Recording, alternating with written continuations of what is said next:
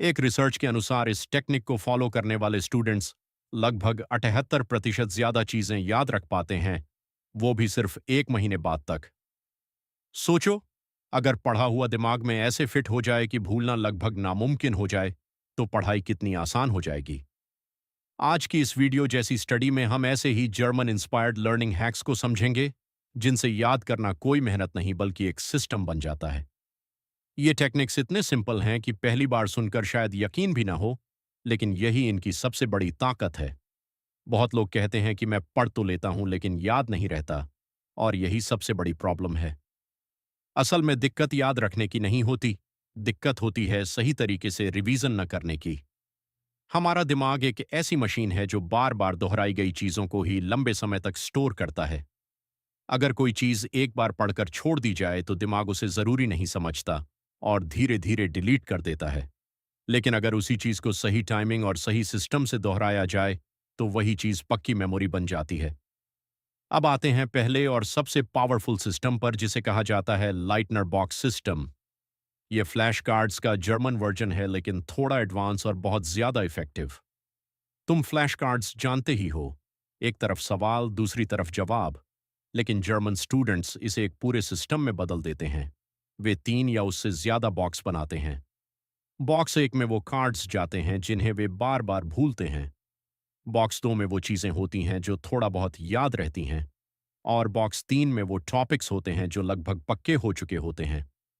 इस सिस्टम का असली जादू मूवमेंट में है। जब भी तुम किसी कार्ड को याद करते हो और सही जवाब दे देते हो, तो वह अगले बॉक्स में चला जाता है। लेकिन अगर तुम भूल जाते हो तो वह वापस पहले बॉक्स में आ जाता है। इसका मतलब यह है कि दिमाग को वही चीज बार बार दिखाई जाती है जो कमजोर है, और जो मजबूत हो चुकी है उसे कम रिवीजन मिलता है। यही स्मार्ट स्टडी का असली मतलब है, कम मेहनत में ज्यादा रिजल्ट। अब इसको थोड़ा और गहराई से समझो। आम स्टूडेंट क्या करता है?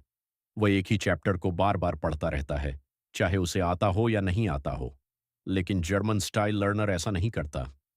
वह अपने दिमाग को ट्रेन करता है कि कौन सी चीज कमजोर है और कौन सी मजबूत।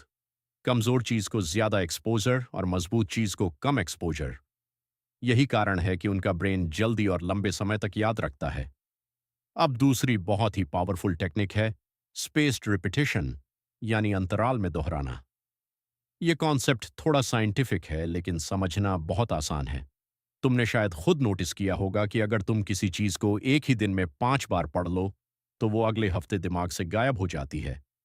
लेकिन अगर तुम उसी चीज को थोड़ा थोड़ा टाइम गैप देकर पढ़ो तो वो बहुत लंबे समय तक याद रहती है। इसका कारण हमारे दिमाग का फॉरगेटिंग कर्व है। जर्मन साइंटिस्ट हरमन एबिंगहाउस ने 1885 में यह खोज की थी कि इंसान का दिमाग जानकारी को धीरे धीरे भूलता है अगर उसे समय पर रिवाइज न किया जाए। शुरू में हम बहुत तेजी से भूलते हैं, लेकिन अगर उसी जानकारी को सही समय पर दोबारा देख लिया जाए तो वह भूलने की बजाय और मजबूत हो जाती है।